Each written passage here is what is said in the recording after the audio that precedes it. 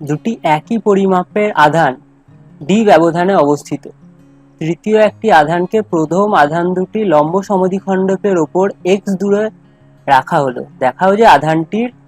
সর্বাধিক বল অনুভব করবে যখন এক্স সমান d by two root two হয়। এখন ছবিতে দেখো দুটো আধান আছে, স্মল কিউ ধরলাম দুটো আধান, এখানে নাম দিলাম এ এবং বি বিন্দুতে দুটো আধান আছে স্মল কিউ, এবং লম্ব সমদ্বিখণ্ডকের ওপর এক্স দূরত্বেই সি বিন্দু নিলাম, সি বিন্দুতে ক্যাপিটাল কিউ আর একটা আধান আছে। এখন আমাদের প্রমাণ করতে হবে যদি এক্স সমান d by two root two হয় তখনই এই কিউ এর ওপর, ক্যাপিটাল কিউ এর ওপর বলটা সর্বাধিক হবে। এখন দেখো এই বিন্দুতে যে কিউ চার্জ আছে তার জন্য ক্যাপিটাল কিউ এর উপর কত বল কাজ করবে, ধরি এফ বল কাজ করছে এদিকে, এফ বল, এফ বলের মান কত হবে, এফ সমান কে যদি কুলম্বের ধ্রুবক হয় K small q capital Q by distance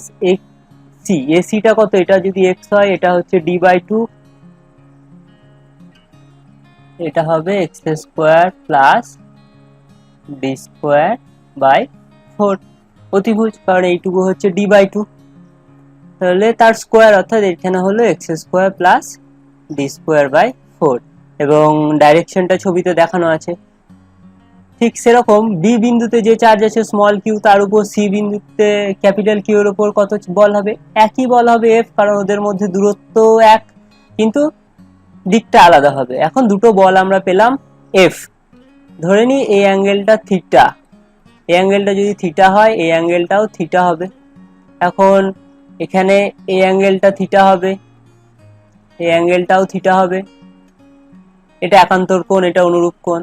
ঠিক সেরকম ভাবে এই অ্যাঙ্গেলটা থিটা, এই অ্যাঙ্গেলটাও থিটা। এখন এই এফ কে যদি কম্পোনেন্টে দুটো ভাগে ভাগ করি, একটা যদি দেখি এইদিকে যার সঙ্গে থিটা কোণ করেছে এদিকে হলো এফ কস থিটা, আর এদিকে হলো আমার এফ সাইন থিটা। ঠিক সেরকম এই এফটাকে যদি দেখি এদিকে হবে এফ কস থিটা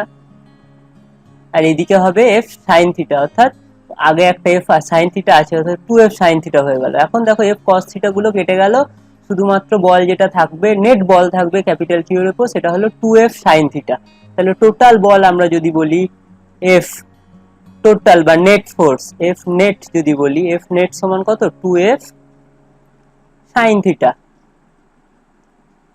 এখন টু এফ হচ্ছে K small q capital Q divided by d x square plus d square by four into sine theta. ছবি থেকে সাইন থিটা কি পাবো, সাইন থিটা যদি পাই তাহলে লম্ব বাই অতিভুজ, লম্ব হচ্ছে এক্স, তাহলে এক্স বাই অতিভুজ হচ্ছে root over x square plus d square by four. এটাকে যদি লেখা হয় এরকম, two K small q capital Q x by x square plus d square by four to the power এখান থেকে তিনের দুই, এক প্লাস হাফ তিনের দুই, তাহলে এটা হয়ে গেল আমাদের নেট ফোর্স কাজ করছে ওর উপর। এখন আমাদের বের করতে হবে যে কখন এই বলটা ম্যাক্সিমাম হবে। এই বলটাকে যদি ম্যাক্সিমাম হতে হয় তাহলে এক্স এর ভ্যালুটা চাইছে, অর্থাৎ এক্স এর রেসপেক্টে যদি এফ এর ফার্স্ট ডেরিভেটিভ জিরো হয়, অর্থাৎ ডি এফ নেট ডিএক্স যদি জিরো হয় তখন বলটা হবে ম্যাক্সিমাম। সেই জন্য আমাদের ডেরিভেটিভটা করতে হবে, ডেরিভেটিভটা করতে গেলে এখান থেকে কি পাবো, ডিএফ যদি করি two K small q capital Q তো কনস্ট্যান্ট, প্রথমে এক্স এর ডেরিভেটিভ ওয়ান ডিএক্স ডিএক্স, নিচে এটা পড়ে থাকলো x square plus d square by four to the power তিনের দুই প্লাস, তারপরে এক্স পড়ে থাকলো, এবার x square plus d square by four to the power minus তিনের দুই, তাহলে এটা হয়ে গেল মাইনাস তিনের দুই x square plus d square by four to the power minus তিনের দুই মাইনাস ওয়ান, তার মানে মাইনাস পাঁচের দুই, নিচে গেলে প্লাস পাঁচের দুই, x square plus d square by four to the power পাঁচের দুই into d DX of x square plus d square by four, তাহলে এক্স স্কোয়ারের ডেরিভেটিভ হচ্ছে টু এক্স আর ডি স্কোয়ার বাই ফোর এর তো জিরো কনস্ট্যান্ট, তাহলে এখানে টু কেটে গেল, তাহলে এইটা সমান আমাদের জিরো হবে। এখান থেকে আমরা কি লিখতে পারি যে two K small q capital Q by x square plus d square by four to the power তিনের দুই কমন নিলাম, তাহলে এখানে পড়ে থাকলো ওয়ান মাইনাস উপরে থাকলো 3x² বাই 3 কমন গেছে, তাহলে 3 আর একটা পড়ে আছে, অর্থাৎ x² প্লাস d²/4 পড়ে আছে, এটা সমান 0। বা এখান থেকে কি লিখতে পারি, 2k small q capital Q by x²